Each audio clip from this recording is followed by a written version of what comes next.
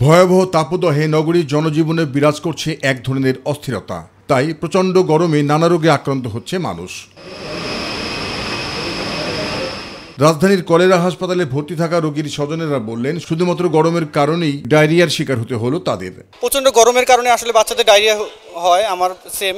এত গরম পড়ছে, এই গরমের কারণে বাচ্চাদের ডায়রিয়া হয়ে গেছে, তাই এই জন্য হসপিটাল আসছি আমরা। আইসিডিডিআরবি কর্তৃপক্ষ জানিয়েছে, গত কয়েকদিনে দুঃসহ গরমে গড়ে 500 ছাড়িয়েছে রোগী ভর্তির সংখ্যা। পরশুদিন ছিল 456, 19 তারিখে ছিল 554।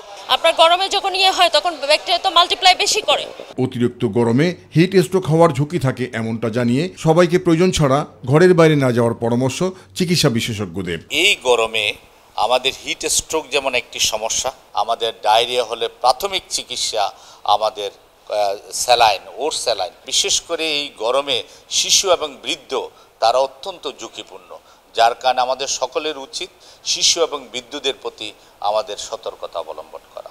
এমন পরিস্থিতিতে সবাইকে বেশি বেশি করে বিশুদ্ধ পানি সহ ফলমূলের শরবত পান করারও পরামর্শ দেন ডাক্তার উত্তম কুমার বড়ুয়া। ডাবের পানি, পানিযুক্ত ফল এবং ওরাল স্যালাইন খেতে হবে এবং হিট স্ট্রোকের রোগীদের ছায়া এবং বিভিন্ন ঠান্ডা জায়গায় ফ্যান এবং এসি যুক্ত জায়গায় নিয়ে যেতে হবে। জাহিদ আহমেদ, পাবু, মাই টিভি, ঢাকা। আসলে পাটা উঁচু